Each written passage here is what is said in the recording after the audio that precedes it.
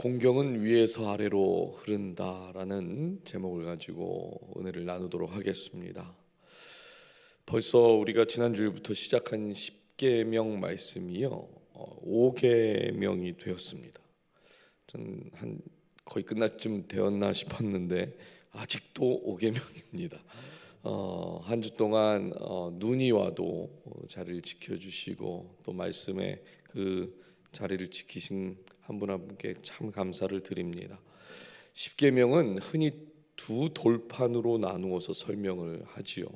앞에 네 계명은 하나님과의 관계에 대한 계명이고 이 다섯 번째 계명부터는 사람과의 관계에 대한 계명이라고 말을 합니다. 근데 성경이 우리에게 보여주는 10계명은 서로 끊어진 두 영역을 말하고 있는 것이 아니라 하나님을 공경하는 삶이 관계 속으로 흘러 들어가는 그 하나님의 흐름을 이야기하고 있어요. 그래서 10계명을 말씀드릴 때 이 10계명은 연결이다 그렇게 말씀을 드렸죠. 그래서 오늘 우리가 만나는 이 다섯 번째 계명은요, 단순히 이제 사람 이야기로 넘어간다 하고 하는 전환점이 아니라 하나님을 어떻게 공경할 것인가, 이것이 우리의 삶과 가정 안에서 어떻게 드러나는지를 보여주는 첫 번째 계명이라고 말할 수가 있습니다. 보통 사람의 관계에서 살인하지 말라, 거짓말하지 말라, 도둑질하지 말라, 이런 계명이 먼저 나와야 할 것 같은데 가장 먼저 나오는 계명은 내 부모를 공경하라라고 하는 계명이에요. 왜 하나님은 사회 질서보다 먼저 그 가정을 말씀하셨을까요? 왜 이웃에 대한 계명 중에 가장 먼저 하나님은 부모를 말씀하신 걸까요? 부모는 하나님께서 이 땅에 처음 세우신 권위이기 때문에 그렇습니다. 한번 따라해 보실까요? 부모는 하나님께서 이 땅에 처음 세우신 권위이기 때문입니다. 그래서 부모 공경은 단순한 효도하는 문제가 아닌 거예요. 부모 공경은요, 부모와 자녀의 감정의 문제를 이야기하는 것도 아닙니다. 하나님이 세우신 권위를 어떻게 대하느냐, 즉 신앙의 문제라고 하는 것이에요. 어제 우리가 나눴던 이 네 번째 계명, 안식일을 기억해 보십시오. 여러분, 안식일을 지키라고 하는 것은 아무것도 하지 말라는 명령이 아니라고 말씀드렸죠. 하나님을 신뢰하기 때문에 내 삶의 리듬을 하나님 중심으로 다시 세우는 겁니다. 세우는 훈련이에요. 그리고 오늘 부모 공경을 뭐라고 하냐면 하나님이 세우신 질서를 또 권위를 우리가 믿고 순종하는 삶의 태도에 대한 훈련이다 이렇게 말합니다.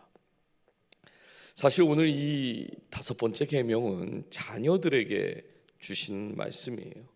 그럼에도 우리가 이 말씀을 함께 나누는 이유는 자녀의 신앙이 부모의 태도에서 시작되기 때문인데요.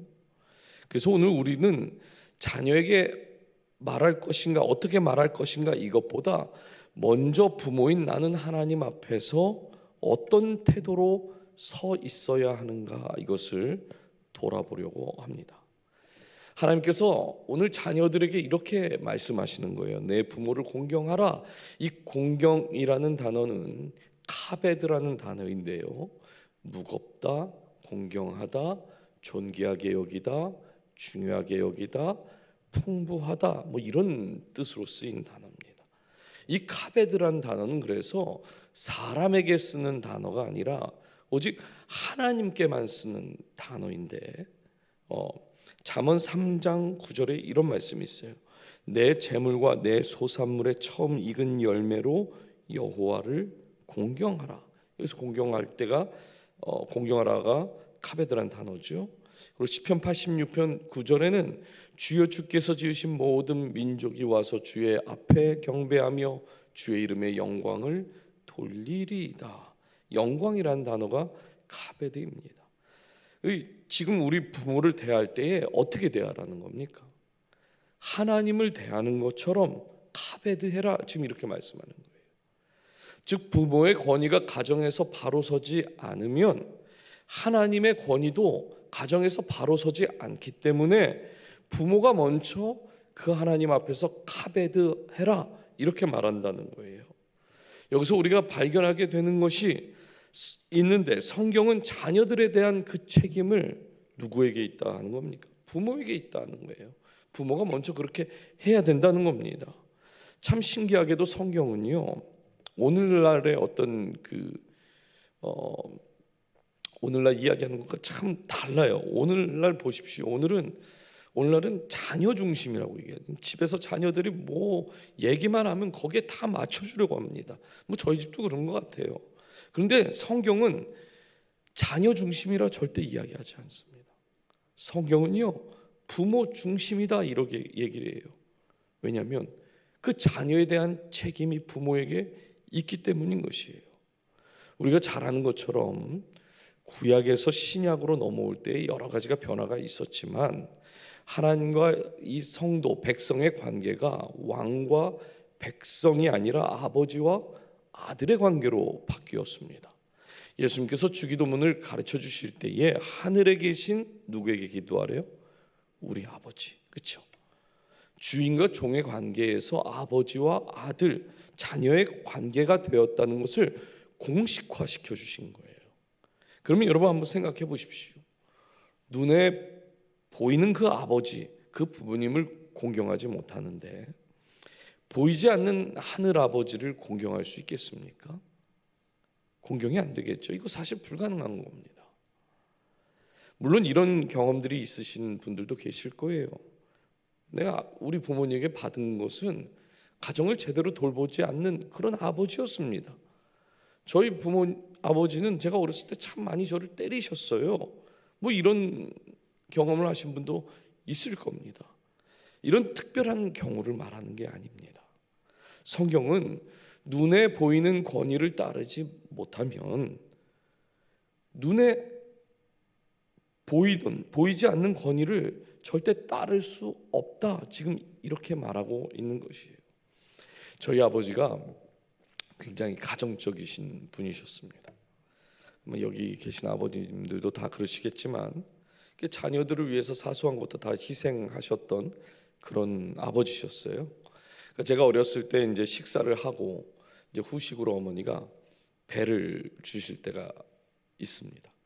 배는 지금도 다른 과일보다 많이 비싸죠.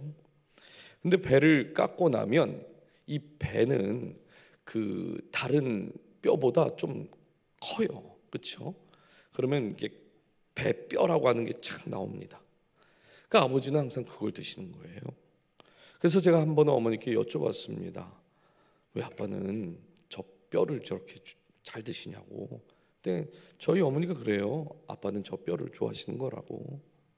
그래서 제가 군대에서 휴가를 나와서 식사를 하고 났더니 어머니가 또 배를 깎아주셨습니다. 이제 군대에서 제가 철이 좀 들었잖아요. 배뼈를 탁 그릇에다가 탁 담아서 아버지 앞에 쫙 드십시오. 지금도 아버지의 표정이 제가 잊지 못합니다. 뭐 이런 놈이 다 있나? 아버지 뼈 좋아하셨잖아요. 제가 이거 안 먹고 아버지 드리는 거예요? 그랬더니 이놈아, 아버지도 몸통 좋아한다 그러셨어요. 제가 그때 깨달았습니다.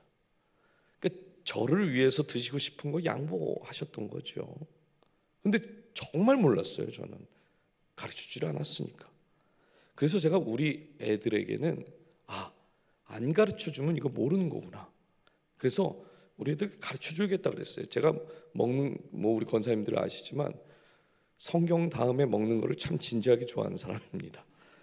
근데 치킨을 좋아해요. 가끔 그래서 이제 우리 아이들하고 시켜 먹게 되는데 저희 아내는 퍽퍽한 가슴살을 좋아합니다. 저는 닭다리를 좋아하고요. 그래서 치킨을 시키면 저희 집은 싸울 일이 없었던 거예요.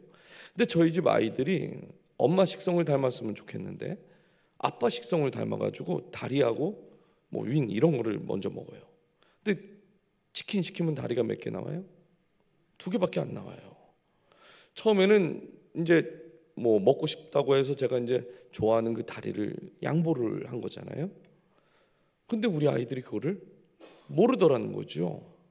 나중에 커서 저처럼 배를 아버지 앞에 갖다 주면서 아버지 이거 드십시오 이럴까 봐 제가 치킨을 사오면 먼저 닭다리 하나를 집습니다.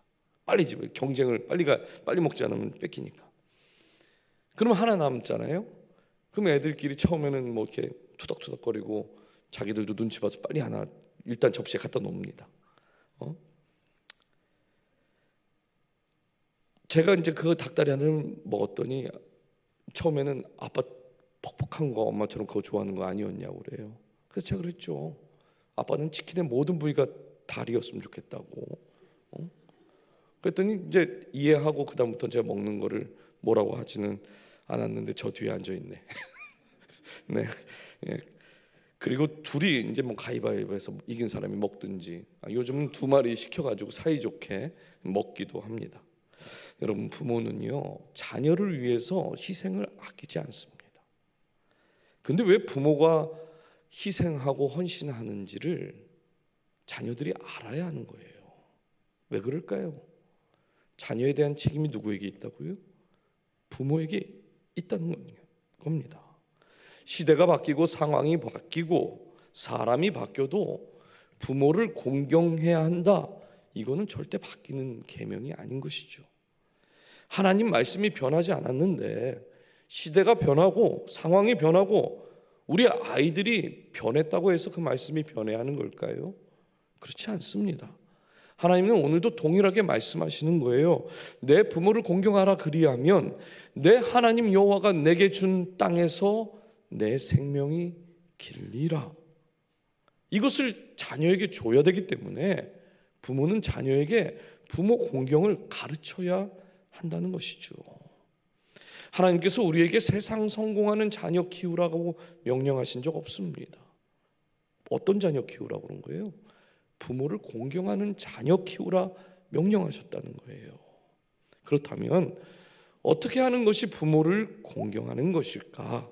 공경이 카베드란 단어고 무겁다, 영광스럽다, 풍부하다, 존귀하다 이런 뜻이 있다고 말씀드렸어요. 그래서 첫 번째, 부모는 자녀에게 말의 무거움을 가르쳐야 합니다.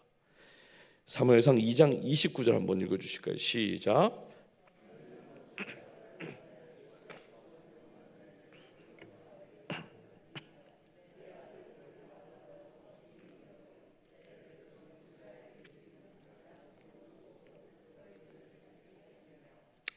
이 말씀은 우리가 잘 아는 말씀이죠. 엘리 대제사장을 책망하시는 하나님의 말씀입니다. 엘리 제사장에게는 홈니와 비느하스라는 아들이 있었습니다. 둘 다 제사장이에요. 근데 이 제사장인 아들들이 성전에서 입에 담지 못할 만큼의 큰 죄를 짓고 있었습니다. 근데 더 큰 문제는 아버지가 이 두 아들의 행동을 알고 있으면서도 그냥 그러지 말아라 이렇게 말만 하고 그 행동을 바꾸지를 않는 거예요. 그래서 하나님께서 지금 엘리 제사장에게 못된 짓 하는 그 두 아들보다 그 두 아들이 하나님보다 더 중요하게 너가 지금 여기고 있다, 지금 이렇게 말하고 있는 겁니다. 여기서 말하는 중히 여기다, 이 말이 카베드란 단어인데요. 그렇다면 여러분, 어떤 사람이 부모 공경, 누가 부모를 공경하는 사람일까요? 부모가 말하면 그 말에 무게를 두는 사람이 부모 공경하는 사람인 거예요. 부모 공경하는 성경의 대표적인 사람은 이삭입니다. 이삭은 아브라함이 100세에 얻은 아들이지요. 그런데 이런 아들을 하나님께서 뭐라고 그러세요? 다시 달라고 그러세요. 번제로 달라고 그러십니다. 이 본문의 사건을 우리가 너무 잘 압니다. 하나님께서 아브라함에게 지금 이삭과 하나님 둘 중에 누가 더 중요한가, 이것을 시험을 하셨는데 아브라함이 이 시험을 잘 통과했습니다. 그래서 하나님께서 아브라함에게 뭐라고 그래요? 내가 내 아들 독자 이삭까지 아끼지 아니하였으니 내가 이제야 나를 경외하는 줄 알겠다. 이렇게 그 아브라함을 인정을 하셨어요. 여러분, 100살의 나이에 얻은 아주 귀한 아들입니다. 근데 그 100세에 얻은 그 아들보다 아브라함은 뭐 한 거예요? 하나님을 더 중히 여겼던 것이죠. 근데 사실 더 대단한 사람은 저는 이삭이었던 것 같아요. 당시 학자들이 이삭의 나이가 한 15살에서 한 17살쯤 되었을 거다 그래요. 그렇다면 아브라함의 나이도 한 115세에서 117세 정도 되었겠죠. 모리아 산을 올라갈 때에 종들은 다 산 밑에서 기다리라고 하고 이삭과 함께 아브라함이 산으로 올라갑니다. 여러분, 120세가 가까운 그 아버지가 짐을 지고 올라갔을까요? 아니면 15살, 17살 된 그 아들이 짐을 졌을까요? 그 아들이 짐을 졌을 겁니다. 그렇다면 이제 번제를 드리는데 120세 된 아버지가 아무리 힘이 좋아도 그 아들, 밑에서 불이 막 타고 있는 그 아들을 번쩍 들어다가 그 제단 위에 올려놓을 수 있는 겁니까? 아니요, 그게 안 돼요. 그렇게 할 수가 없어요. 아들 이삭이 도망가지 않은 거죠. 제가 저희 아들 도망가면 못 잡습니다. 제 나이에도 못 잡는데 120세 된 아버지가 그 아들을 무슨 수로 잡겠습니까? 그러면 이삭이 도망가지 않은 거고 그냥 묶여준 거고 번제단도 스스로 올라간 거예요. 심지어 아버지가 칼에 목을 대는 그 순간에도 이삭은 어떤 말도 하지 않습니다. 이삭이 어떻게 이런 행동을 할 수 있었던 걸까요? 사실 이유는 간단해요. 자기 자신보다 아버지를 더 무겁게 여긴 것입니다. 내 생각보다 아버지의 생각을 더 중요하게 여겼던 것이고 내 목숨보다 아버지의 목숨이 더 귀하다고 믿었기 때문에 그렇게 할 수 있었던 거예요. 그래서 우리는 이 아브라함과 이삭의 이야기를 통해서 자식보다 하나님을 더 중요하게 여기는 아브라함의 카베드를 보게 되는 거고 자신보다 아버지를 더 중요하게 여긴 아들 이삭의 카베드도 보게 되는 것입니다. 우리 가정은 어떠신가요? 여러분 가정은 어떠세요? 사실 믿음 생활하는 가정 안에서도 자녀들이 방황할 때가 있습니다. 저희 결혼을 주례하셨던 그 목사님 아들이 제 친구인데 한 번은 그 집에 제가 이제 잠을 자러 갔는데 들어가 보니까 목사님 집에 큰 액자에 걸린 가훈이 하나 있었는데 맞기 전에 자라자야. 가훈이 저게 뭘까? 그래서 아버지한테 목사님 왜 교훈이 맞기 전에 자라자예요? 이렇게 여쭤봤습니다. 그러니까 옛날 목사님들은 교회냐 뭐 가정이냐 이걸 고르라고 그러면 교회를 위해서 자신의 삶을 사모님과 아주 그냥 다 갈아 넣으신 분들이 대부분입니다.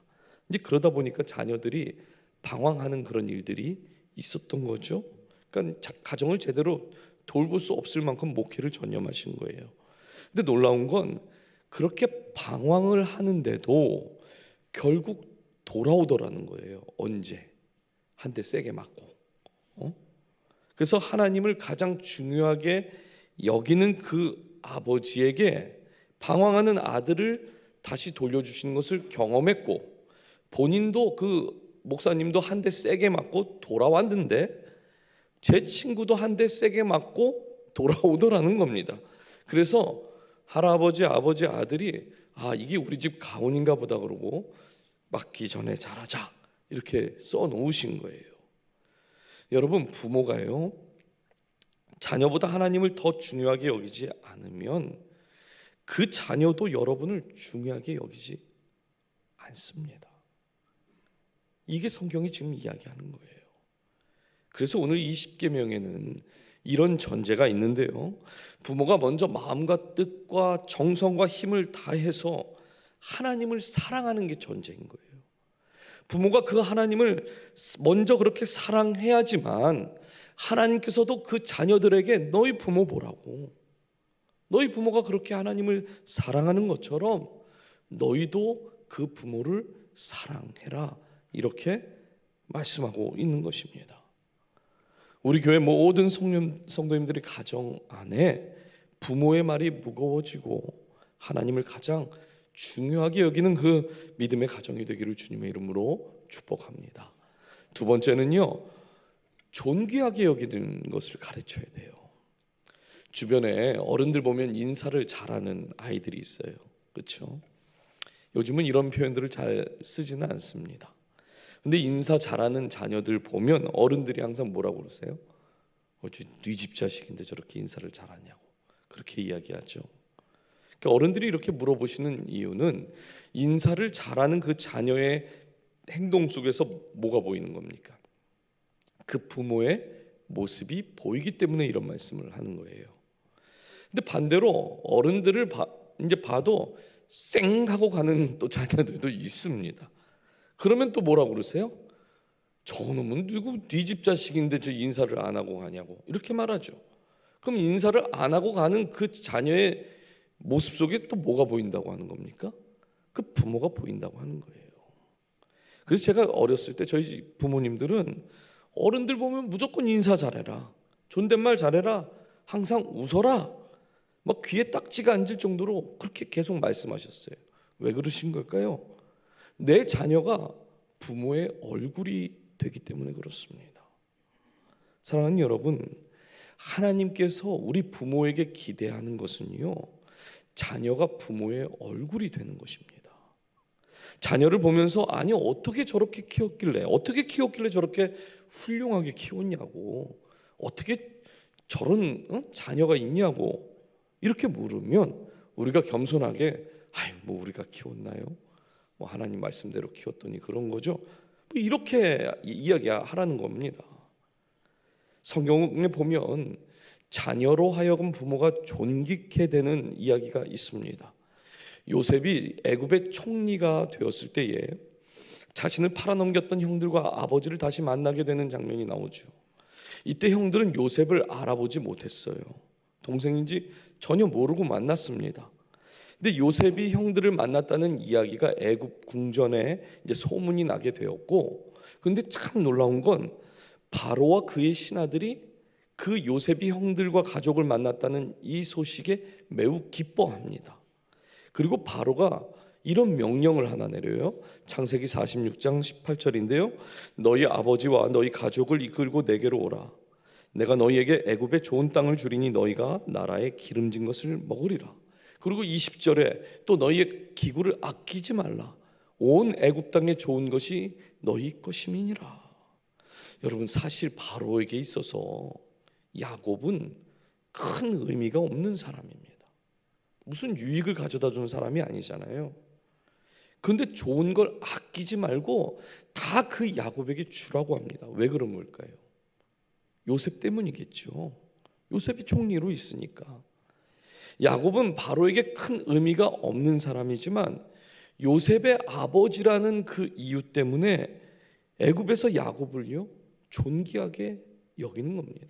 제가 우리 부목사님들 자녀들을 굉장히 이뻐해요. 왜 그럴까요? 그 부모인 목사님들이 저에게 너무 잘하니까요. 그래서 그런 거예요. 누군가가 여러분의 자녀를 보면서 뭐 어떤 이야기를 들어야 되는 겁니까? 여러분을 칭찬할 수 있어야 한다는 거예요. 우리 성도님들을 칭찬할 수 있어야 해요. 세상은 얼마나 성공했는가 이것을 가지고 부모를 칭찬하지만 하나님의 자녀들은요 성공이 답이 아닌 것입니다. 예수님의 성품을 닮은 자녀, 그 부모의 얼굴이 될 수 있는 그런 자녀에게 하나님은 칭찬하신다 말씀해요. 우리가 어느 집에 내어놓아도 시집 보낼 수 있고 장가 보낼 수 있는 그런 부끄럽지 않는 그런 자녀로 키우시기를 주님의 이름으로 축복합니다. 마지막 세 번째는 물질의 헌신을 가르쳐야 돼요. 물질의 헌신.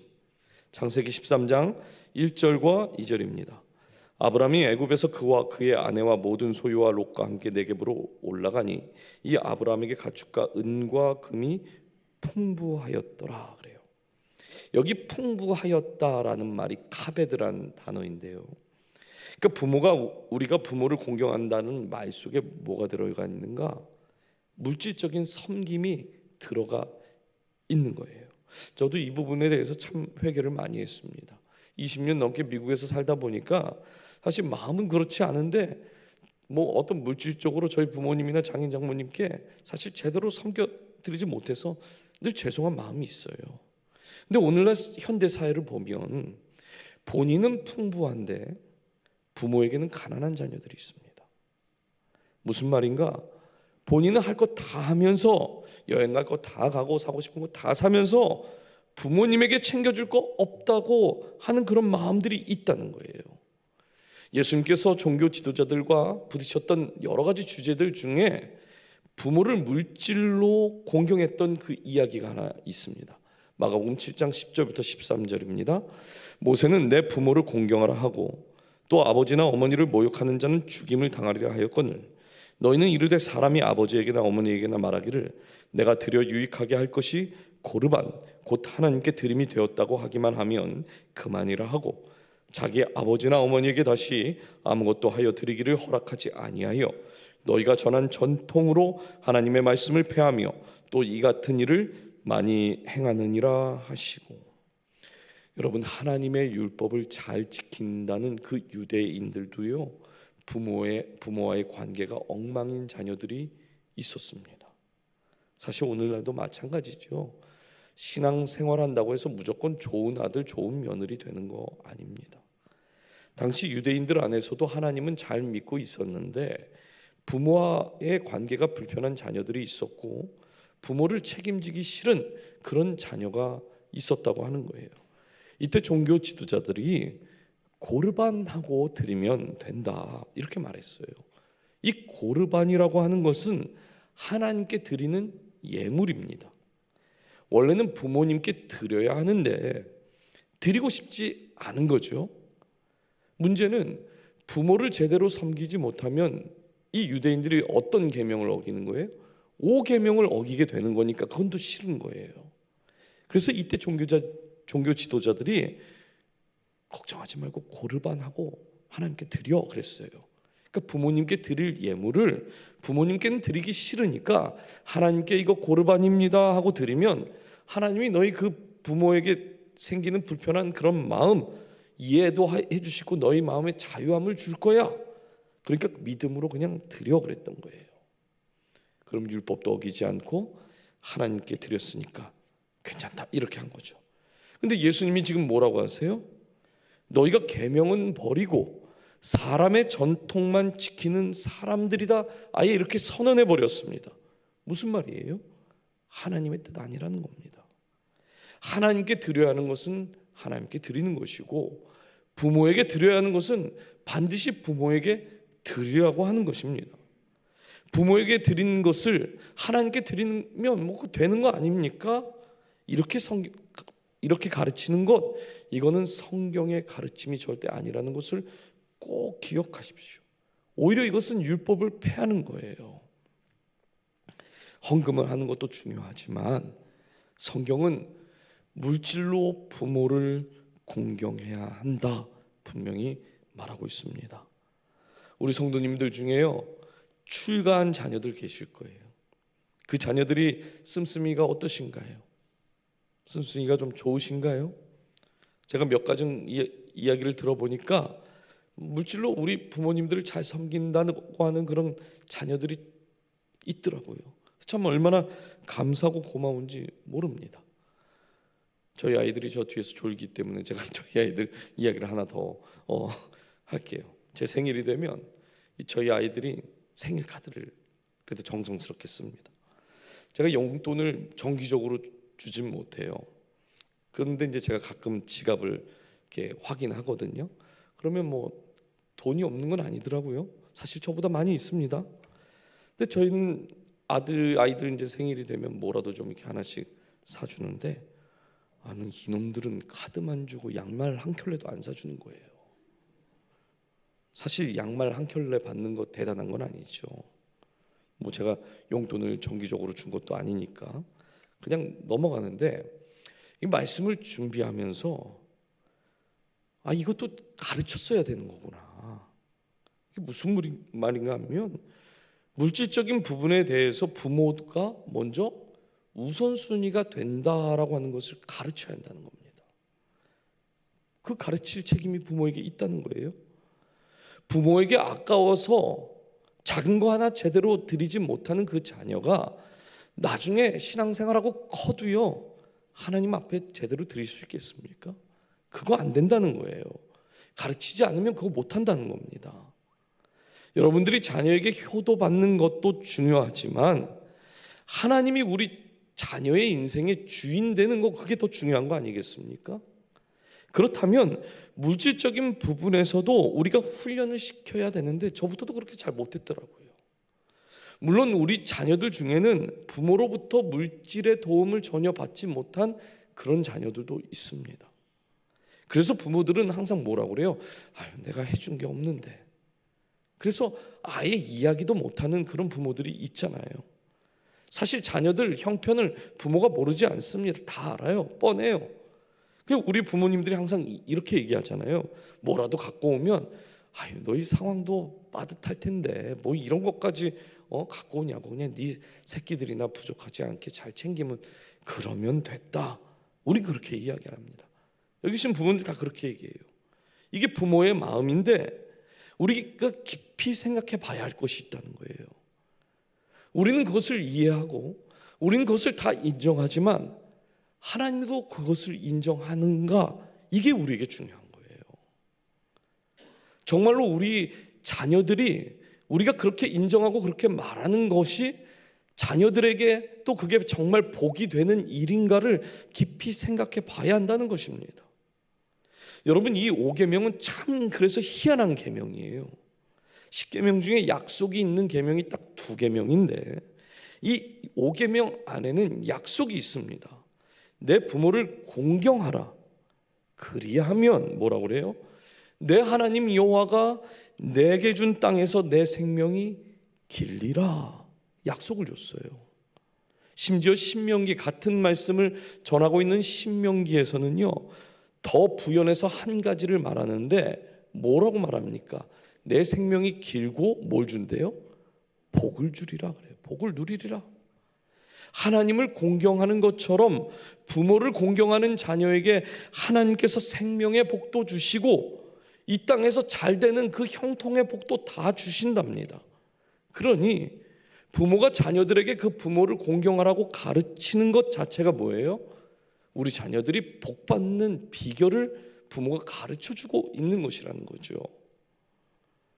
사랑하는 여러분, 이 공경의 질서를 가장 온전히 사신 분이 누구십니까? 우리가 잘 알고 있는 바로 예수 그리스도예요.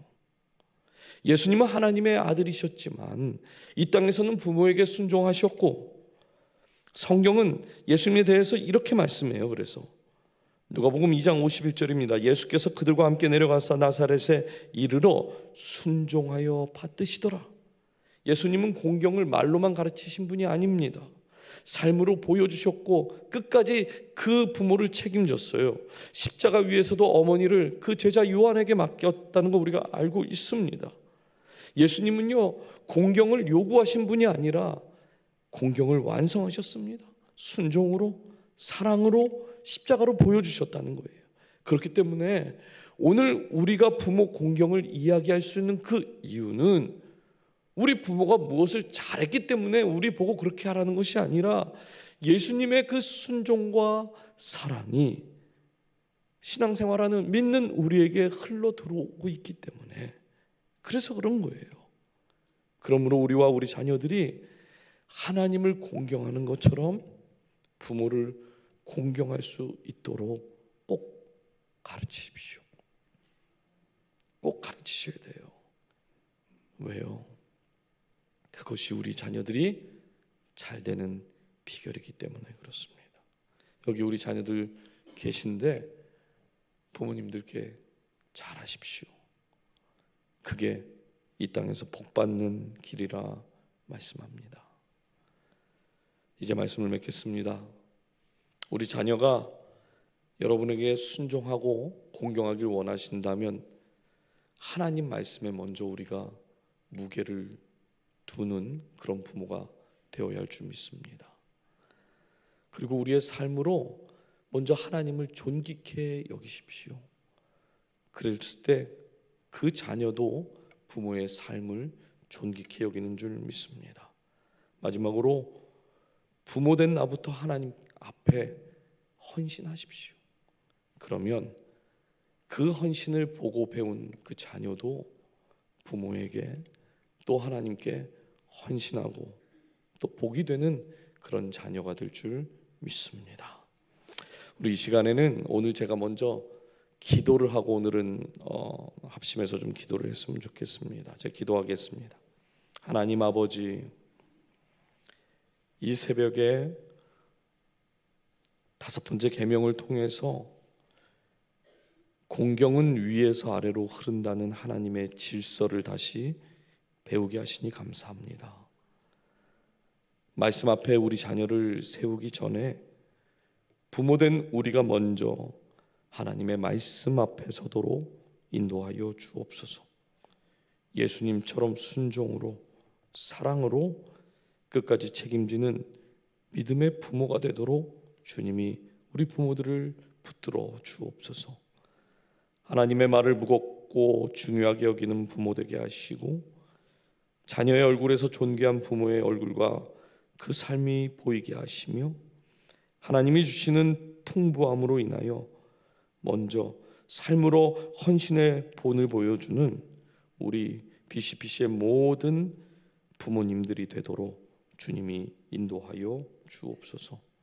우리 가정, 우리 교회의 주인 되시는 예수 그리스도의 이름으로 감사하며 기도하옵나이다. 아멘. 우리